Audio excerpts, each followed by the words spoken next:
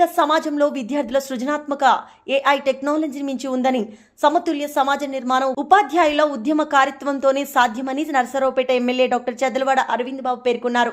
రాజ్యాంగ నిర్మాత doctor BR Ambedkar మాటలను గుర్తు చేస్తూ సమాజంలో గౌరవాన్ని కులం లేదా మతం కాకుండా చదువు మాత్రమే ఇస్తుందని ఆయన హైలైట్ చేశారు. విద్యార్థులు ఉన్నత శిఖరాలను చేరుకోవాలంటే వారి కృషి పట్టుదలతో పాటు తల్లిదండ్రుల త్యాగాలు కూడా అవసరమని ఆయన సూచించారు.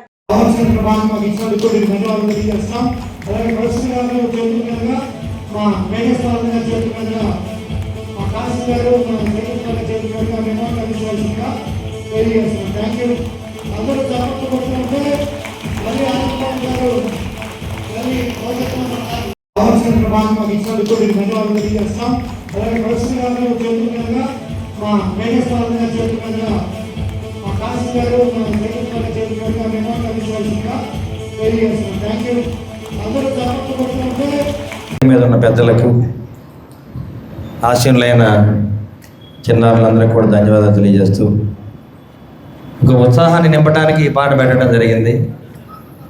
తెలివిని లేవరంటే అందరూ కూడా ఎక్కడ లేని ఉద్రేకం వస్తుంది, ఆలోచన వస్తుంది. ఒక అల్లూరి సీతారామరాజు కావచ్చు, మన బిఆర్ అంబేద్కర్ గారు కావచ్చు, ఇటువంటి నాయకులందరూ కూడా ప్రపంచ చరిత్రని, భారతదేశ చరిత్రని మార్చిన గనులు వీళ్ళందరూ కూడా. భగత్ సింగ్ కానీ ఇటువంటి వ్యక్తులు ఎంతోమంది ఉన్నారు. వీళ్ళందరూ కూడా కులం మీద బతకల, మతం మీద పైకి రాల, ఉద్యమాలతోటి, చదువుతోటి వీళ్ళందరూ కూడా పైకి రావడం జరిగింది. ప్రపంచవ్యాప్తంగా వీళ్ళ పేర్లు తెలియని వాళ్ళు ఎవరు ఉండరు. డాక్టర్ బిఆర్ అంబేద్కర్ కావచ్చు, అల్లూరి సీతారామరాజు కావచ్చు, ఇట్లా ఎంతోమంది వ్యక్తులు గొప్ప గొప్ప వాళ్ళు ఉన్నారు. మనం పుట్టినప్పుడు మనం ఏ కులంలో పుడతామో మనకు తెలియదు.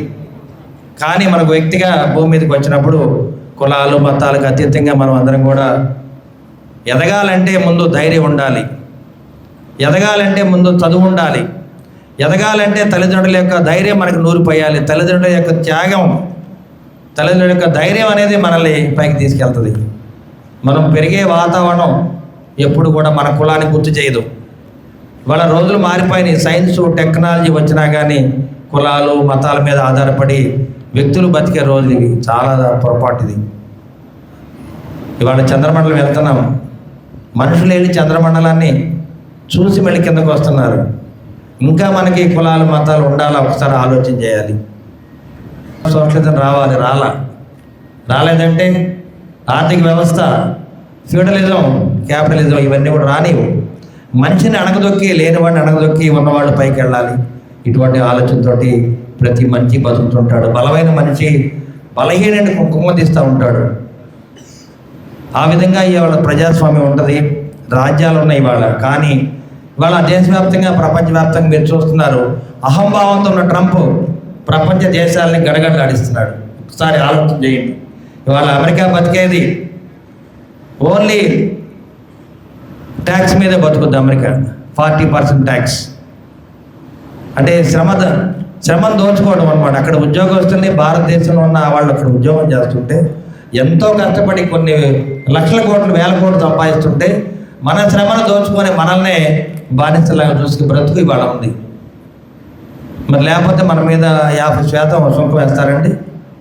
అహంభావంతో, ప్రపంచ రాజ్యాధికారంతో ఇవాళ ఆ విధంగా ప్రవర్తిస్తున్నారు. ఇటువంటి వ్యక్తులను మనం ఎప్పుడు కూడా క్షమించకూడదు. కానీ మనకు కావాల్సింది, ప్రపంచంలో ఇవాళ మంచి మంచి నాయకులు, నరేంద్ర మోడీ గారు ఉన్నారు, నారా చంద్రబాబు నాయుడు గారు ఉన్నారు, పవన్ కళ్యాణ్ గారు ఉన్నారు.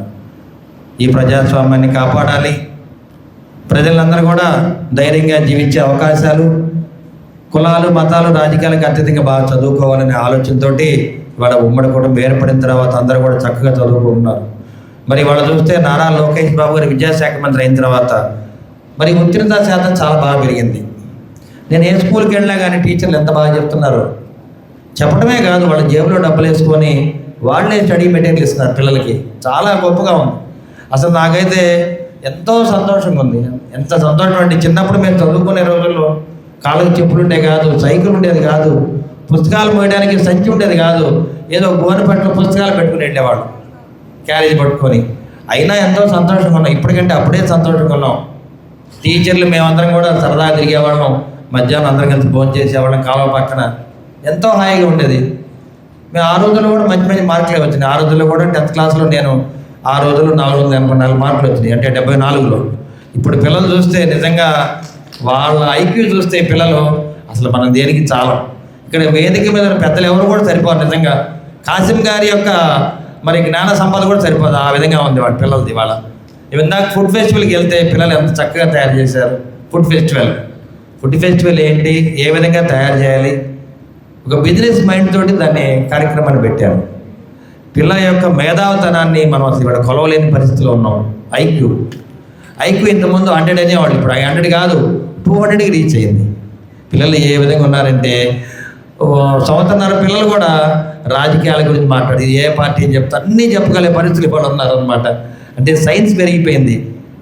దీనికంటే కూడా ఇప్పుడు ఆర్టిఫిషియల్ ఇంటెలిజెన్స్ అని వచ్చింది, దాన్ని కూడా మించిపోయారు పిల్లలు. అందుకని కులమానం కాదు, ప్రతి ఒక్కరు కూడా చదువుకోవాలి.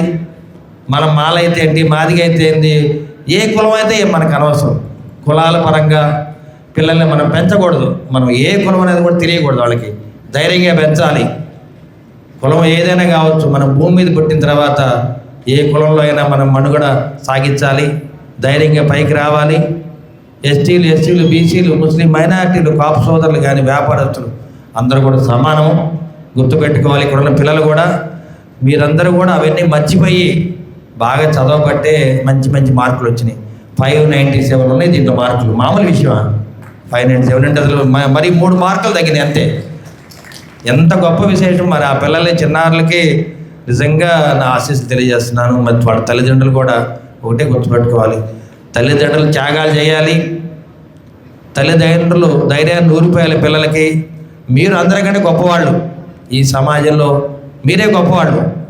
నేను అలానే పెరిగాను, నేనే గొప్పవాడిని అందరికంటే. ఆటలకు వెళ్ళినా నాకే ఫస్ట్ ప్రైజ్ రావాలి, స్కూల్లో నాకే రావాలి, ఎలక్షన్లో నేనే గెలవాలి అంతే. ఓడిపోవచ్చు, ఓడిపోయినది failures are the stepping stones. మా ఫాదర్ టీచర్, రైతు, నా చుట్టూ సామాజిక వర్గం కూడా అంతా కమ్యూనిటీ